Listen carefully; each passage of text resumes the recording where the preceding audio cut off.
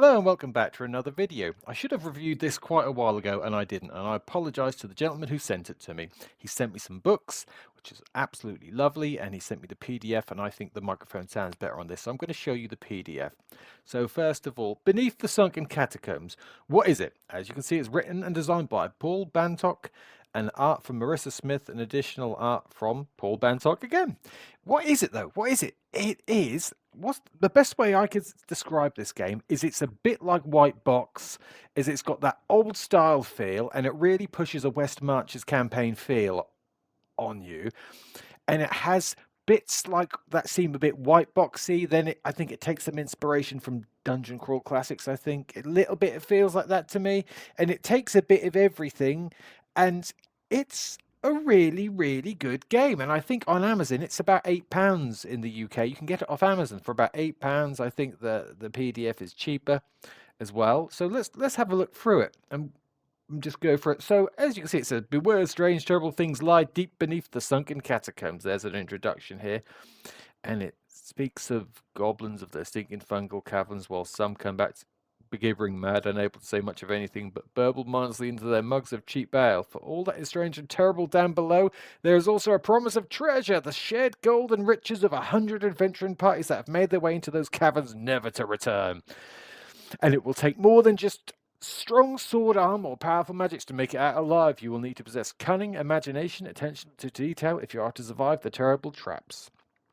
I won't go through it all, but that evokes the feel for the game. It has the start of what is an RPG. It talks about problem solving, acting, role playing. What are the NPCs? It's got that bit in it, but then it tells you what is an OSR, and it goes into what is OSR. And as the gentleman attempts to explain here, it's an attempt to recapture the feeling of older role-playing games from the 70s, 80s, and 90s, before certain tropes of modern role-playing became canonized. Say, not a game of heroes. The first thing to know about an OSR game is that it doesn't tell the story of heroes. The characters are not destined to save the world, and they have no plot armor. They are people doing incredibly dangerous things and will more likely than not end up dead unless they are exceptionally careful. I like it. See, and the game owes you nothing down here. This part, the game owes you nothing. Very much OSR, player-driven fun. Very West Marches sort of OSR, player-driven fun. It's not up to the GM to make a plot. It's up to the players to go around places, which, depending on your style, I think you can play OSR very plot heavy if you want. You don't. I'm with the GM making lots of stories. In fact, my friend who I did a recent video with did a brilliant plot story with it's Shadow Dark, so it's not full OSR adjacent, but you can do that. You still should be expected to die, though. Anyway, embrace fate. It tells you just to accept what the dice rolls are, so it does differentiate what OSR is. Tells you about character creation. Again, about the attributes, the similar strength, dexterity, constitution, intelligence, wisdom, and charisma, alignment, equipment, standard things that I'm sure people watching this video know about. So this seems to have the same sort of bonuses that White Box would have. So strength, the character, anybody with a 15 plus on the strength receives a +1, and anyone 5 or less survives a -1. That's very White Box-ish. It's very old school. You don't get +2, +3s. You get a +1. There you go. You've got a +1, and you can sit with that +1. Same for Constitution, and same for Wisdom, Intelligence, and Charisma. You might get a +1 to armor class for dexterity if they're wearing armor no heavier than leather, and it adds to their, obviously, their ranged attacks. Wisdom in this, saving throws. Intelligence in this is language. Charisma in this, as for action tables, as you would expect. Let's carry on. Armor class is ascending in this. It seems to be ascending. Hit dice represent number of D6. That's very White Box-ish. Everybody has a D6. You don't get D8s, D10s. Everybody has a D6. Saving throw, there's one central saving throw number, I believe, for every class. That's very White Box-ish as well. There's a lot of White Box-ishness in this, but it's like advanced White Box. Well, it's not really, because advanced White Box would be White Box Cyclopedia, which I've also got. But this is like a little bit extra. It is extra. It just takes an inspiration from there and it runs with it, I'd say. Tells you about having a party scribe, map maker, warlord, party treasurer. old school sort of positions people used to have. Anyway, let's take a sample look at a character here. So the warrior. So warrior adds +1 to damage to all of their melee weapon attacks if they have a strength of 15, plus the original bonus that they got from having a strength score of 15 anyway, which I think is a hit as well. Warriors can break down doors on a die roll of a 1 to 3. Saving throws get a bonus 2 on saving throws versus death or poison. As you can see down here, there's just one saving throw. There's not multiple. So you just have a saving throw for everything, but they get a bonus to death or poison. And each class gets a bonus to something different. They might get a bonus to will saves or you know, mind controlling magic or things like that, depending on the class. Warriors get extra attack around on 4th level. But again, look at the hit dice goes up, but it's a die 6 every time. The bonus +1 to hit at level 1, +2 to hit, not including the extra +1 to damage, well, that's to hit, and then not including the extra +1 to hits from strength scores and things like that. Okay, so whenever a warrior rolls a hit dice, they can roll twice and pick the higher of the two results. So warriors, very nice, they get more attacks around as they go up. Basic but effective, and then you get variants. So say you don't want to be a standard warrior, you want to be a variant. So you can choose, for example, a brigand. A brigand may not wear armor heavier than chainmail, so they take something away or use a shield, but starting at 3rd level they may use thievery as a rogue of 2 levels lower. Very nice, very nice. Which you can choose. Again, Barbarian may not wear any armor heavier than chainmail. However, they gain a +1 on attack and damage rolls when fighting at below half their starting hit points. So each class gets a little extra. You know, you get a bit more than white box, and then you come down and look at the variant, and you get a bit more than white box. You know what I'm saying? So it's not just white box, but it does. I think it bases itself in white box, and then it runs with it in a really good way, might I say.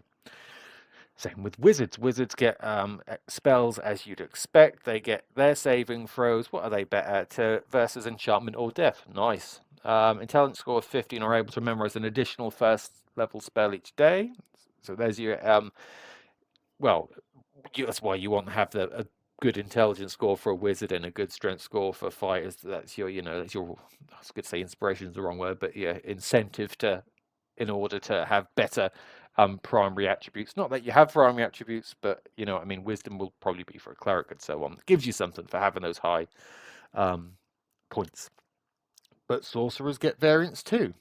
Again, unlimited hits slower. Hit dice stay where they are, so they don't get as many hit points. You get a sword mage, does not benefit from arcane intelligence, so don't get extra spells at 1st level, but may use any melee weapon of their choosing, so they get something a little bit extra if you want that, and there's different types of variants. Same for the priests. I won't keep going on for it, but like I said, the priests get +2 to saving throws versus paralysis or enchantment, and they get an extra spell for having a high wisdom, and they get variants, and the thief get variants, and then you get races class, the dwarf, but then dwarf variants and lizard kings in this, and elf and halflings, and a warlock class, which is a bit different to a wizard in this. And look, this is where it's more DCC sort of shadow darky. You roll the dice and you have to roll over that number, and if you roll under it, I believe you forget the spell for the day. So you could cast a spell once, or you could cast it lots as long as you roll over the number you need to cast the spell, which is nice, you know, if you want that more modern-y style. It then also goes into level 0 characters. Very funnel-like, very gauntlet-like, very dungeon crawl classics. Get your level 0 characters. There are many times when a game master may want to run an adventure with a group of characters who are not skilled adventurers, prelude for adventure, and it tells you about how to make 0 level characters. And to me, that feels a bit more dungeon crawl classics inspired. I mean, lots of games have 0 level. Even Pathfinder 2nd Edition has rules for 0 level characters now, if you want. But I mean, this to me feels like extra weak 0 level characters. And it has rules for that. It's brilliant. Has the bit about goods and services. The standard coin is silver in this because it wants it to be more real. Like gold is an important amount of well, it's valuable, is it? Gold's valuable. So most people just carry silver in this game. Right, it's got rules for weapons. As you can see, all the weapons do a d6 damage. Again, very white boxish, with some minuses for slightly weaker weapons and a +1 for stronger weapons, but It's all around a die 6 again. Again, hit points are around a die 6. Damage is around a die 6. You've got die 20s and die 6s. That's pretty much it. Services, talks about mounts and riding, expendable bits and bobs, and how much things cost. And then it talks to you about playing the game and downtime, dungeon exploration. It has, as you can see, time in dungeons, rules about the time in dungeons. Every 5 minutes, check to see if the party triggered a random encounter. What can I say about this game? Is what I'm going through this.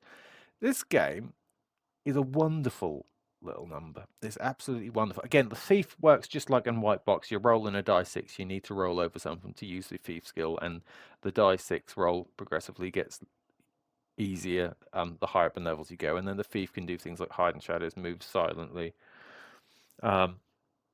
scale sheer surfaces, disarm traps, all the stuff that you'd expect a thief to be able to do. And it goes over how you'd use those thief skills. Talks about combat. Combat in this rolls a die 6 for each side, and a 1 or 2 they're surprised. Standard. Each side rolls a die 6 for initiative, and the roll that rolls better goes first. It's side initiative rolling a d6. Very easy, very simple, very straight and to the point. I like it. I like it a lot. I do like this game. I haven't run it yet because, I'm running a Pathfinder campaign, a second edition. You just think, oh, you like OSR, why are you running a Pathfinder second edition? Because I just thought I'd give it a go. And I'm enjoying running that, but I can't wait to get back to something a bit more simple. And I want to play, actually, I want to run a Dungeon Crawl Classics funnel and maybe a small campaign, but this has tempted me too. I love White Box. I ran White Box. We had some fun running White Box.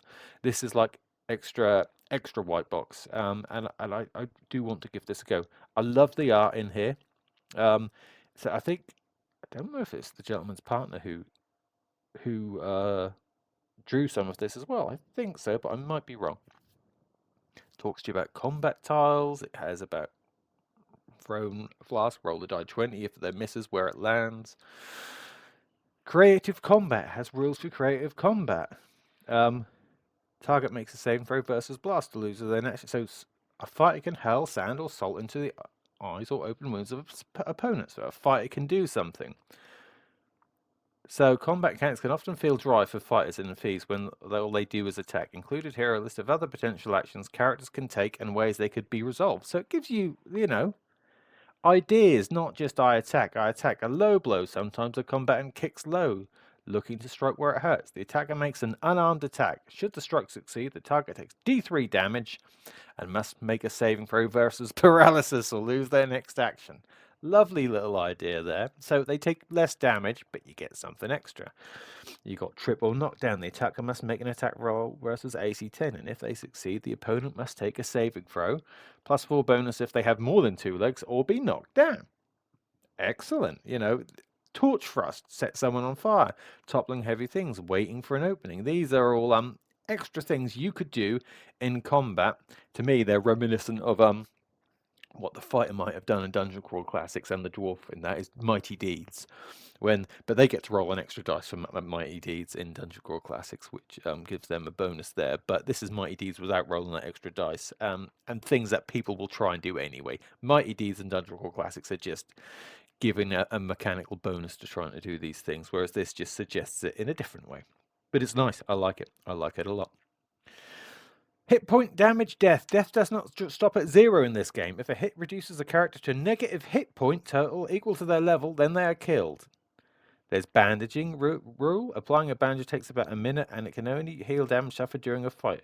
Only one bandage may be applied, so you can do bandaging. Does it say what you roll? Am I missing here? It's probably a D6, because if it's inspired by White Box, it'll be... That seems to be a rule in White Box. Roll a d6 after combat, especially if you haven't got a cleric, mainly. And you can get that many hit points back if you took that damage during the combat. Some people might do that. Some people might think that's a bit too easy. Attribute test rolls. Sometimes 2 players... let's have a look. There are times when players prevent... So this is talking about the old attribute. How do we do attribute test rolls?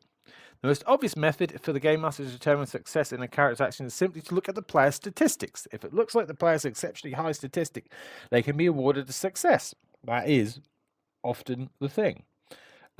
Static test, though. Let's go because sometimes the game master will be stuck. So it has the usual is to have the player roll equal to or under the relevant ability score using a d20. So, but it says don't overdo it. So you can do that, and a lot of people have, especially I've done it a lot.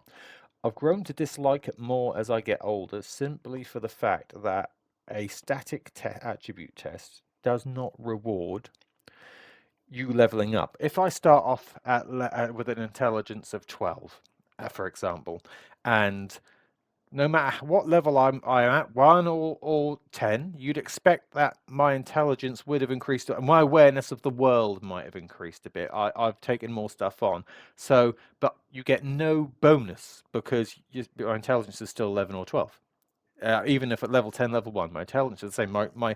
My chances to do something are the same at level 1 as they are at level 10. Now, if you don't mind that, good for you. For me, it's like I like there to be a sort of a reward in higher levels. That's why I like Pathfinder Second Edition a bit, because you get to add your level to rolls. But this is a different type of game. But I like that. And for the thief, for example, they're more likely as they get higher in level to complete thievery tasks, and this doesn't reward that. But I don't mind it. I still use it. I do use it because sometimes you need to be able to sort of ascertain if something's successful or not, and so might as well do it, to be honest. And I prefer that to rolling percentile chances, which older games like AD&D seems to want you to assign. Like, let's just assign a percentile chance to something. It's just very random. Anyway, rules for campaigns. Rules around experience and leveling up. Everybody levels up at different rates, of course, because this is a proper OSR game where not everybody levels up at the same time. Rules on porters, torchbearers, guards, things like that. Rules on downtime activities. This game is a real and really, really, really.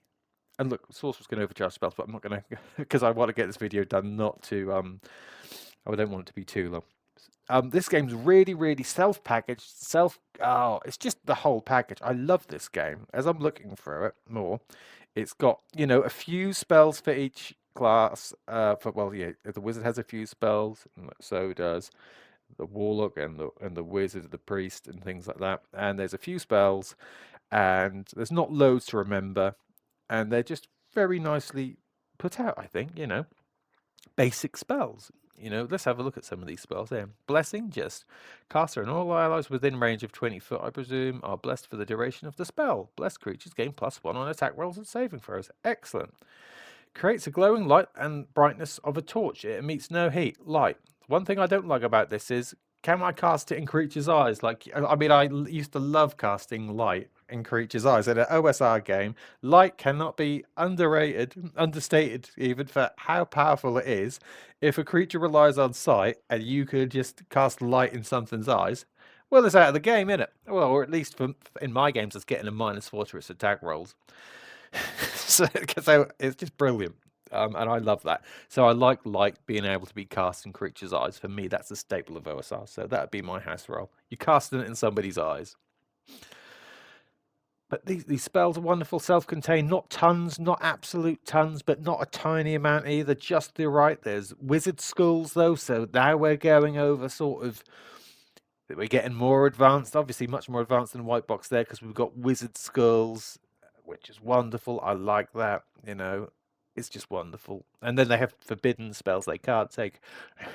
Then they have forbidden spells they can't take, but they get some extra spells, obviously. So here we see here. So for warlocks, as we were talking about before, say at level 1, they roll a die 20. On a level 1 to 7, they've forgotten it for the day. On an 8 to 11, they just fail. They don't get to cast it, but they can go again. Success on a 12 to 16, and 17 to 20, there's an overcharged spells, and there's rules for having spells that are overcharged in the game, and they come out even better. And this is a bit Dungeon Crawl Classics to me, because you've got spells that have different degrees of success. It's not just they come out much better, and that's Dungeon Crawl Classics. If you've seen Dungeon Crawl Classics, you've got a page for every spell. This isn't that detailed. This is a nice sort of in between, where the higher you roll, the better the effects of the spell come out in different ways, and this sort of does that as well for the Warlock, in particular. Nice, nice, nice. You get different divine paths, so clerics get a little bit of something to to concentrate on, like Path of the Wild, obviously a bit druidic. Now the bestiary, the bestiary, whatever you want to call it. This also follows Dungeon Crawl Classics in that the monster, it's the monster, not a monster, I think, is what this seems to sort of borrow off. So you can just have orcs and stuff like that, but there's sort of something a bit different. So let me show you what I mean. All of the creatures listed here have random traits. These can be anything from the type of armor and weapons a creature carries to more in-depth descriptions of the creature anatomy. Ultimately, this system exists to give game masters creative inspiration when introducing monsters and to immerse players in the idea that the world is weird and unpredictable. So game masters may want to use traditional fantasy tropes like orcs or kobolds, or they may want to conceal any identity of the monsters, playing up the mystery of the unknown. I like that. I like it a lot. It's Dungeon Crawl Classics-ish. You know, the monster, not a monster, and the monster might be something weird and wonderful that you've not quite seen before. It's not just an orc. This is a strange creature, which is a fire-breathing orc or something weird like that. But you don't know it's an orc, or maybe I like it like it. So let's show you what we mean. So you get a class of monsters, like for this, cavern creepers.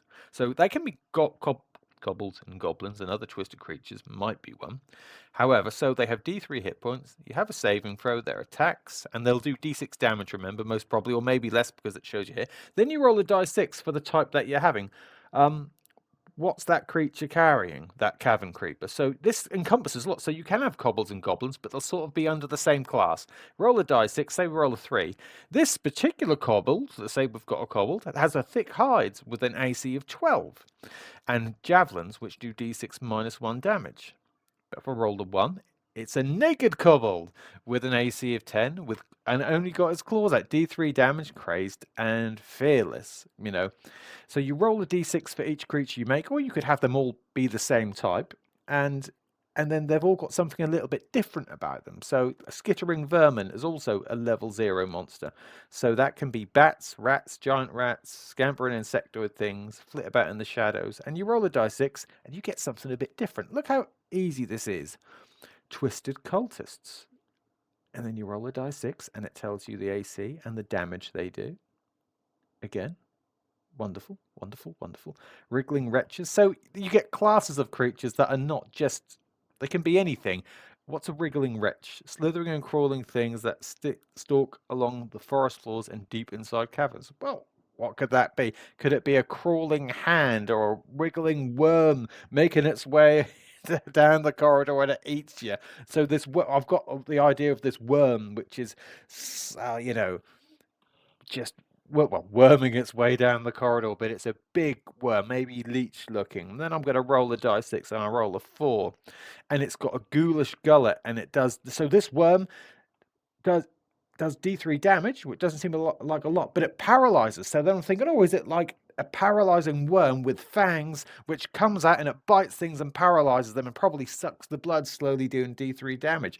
And so I've just taken that worm idea, and then I've rolled a die 6 and rolled a 4 and realized that this worm's going to be a ghoulish worm, which eats things and it paralyzes creatures from its attacks. Brilliant. Just made up a creature on the spot there. I thought about a worm. I thought about the word wriggling. I then thought about a worm wriggling along the dungeon floor. I rolled a die 6. We've got a ghoulish worm that paralyzes creatures out of thin air.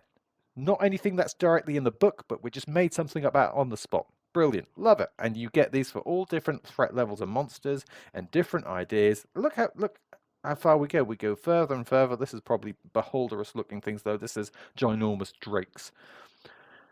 So, and this is brilliant, and it gives you rules for designing the monsters. And this game's a treasure.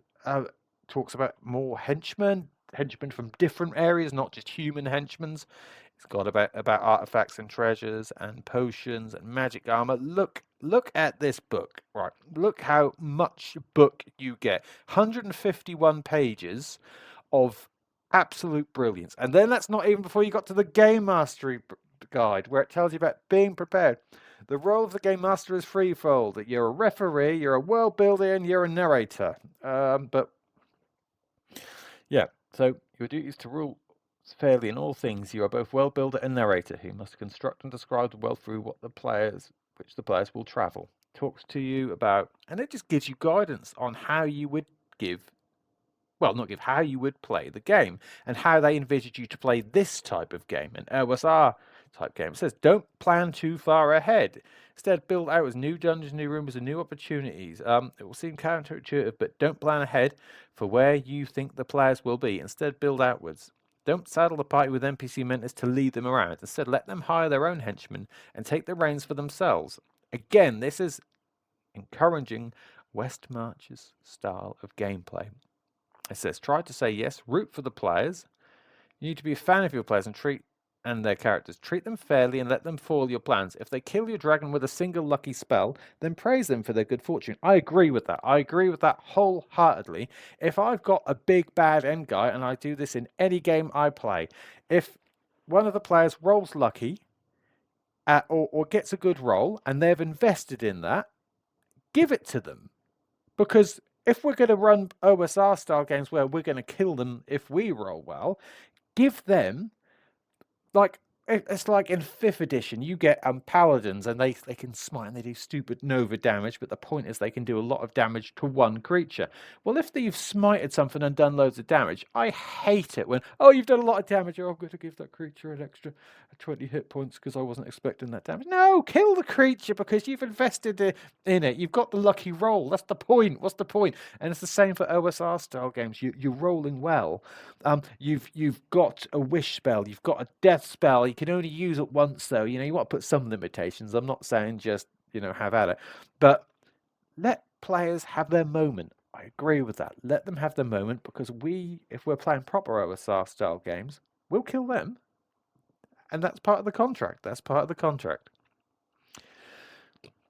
Gives you guidance on world building, build out, tells you about pre-published adventures, and that's what I use. I often like a pre-published adventure, but then I make it my own. I heavily change bits of it, which I do all the time. Dungeon design tells you about dungeon design, dungeon rooms, assembling dungeons, how to plan an encounter, planning traps. Honestly, this game, if you haven't seen it, you need to give it a look. It's cheap. I mean, the book you can buy off Amazon really cheaply. It's brilliant. Like, this is a hidden gem. The guy emailed me a while ago. I'm like, how do I not know about this game? Like, it's absolutely brilliant to me. Like, I don't say that lightly. It's so simple, but yet it's got a little bit more crunch than something like White Box. It's simple but effective, as they say. It's got bits of. I love Dungeon Crawl Classics. It's probably one of my favorite games, Dungeon Crawl Classics. I love it. I know it's gonzo, but I love White Box too. And this sorts of, to me, it's a bit of both in a way, and I love that. And sorts of, so who's to say that this might not be one of my favorite games too at some point? Well, I need to play it, but reading it, I love it. It's inspirational. It's wonderful, and yeah, I would very much recommend, the least you can do, look for the PDF on Drive for RPG if you don't want to invest in the money, but it's cheap as chips as well. Not quite as cheap as White Box. White Box is very cheap, and I do like White Box, but Beneath the Sunken Catacombs, I think it scratches that itch of that 1974 feel, but with some slightly modernized mechanics in it and a little bit more underneath the hood, and I like that. I like it a lot, and I think you'll like it too. So give it a go, guys. Thanks for watching this video. Take care, and I'll see you next time. Bye-bye.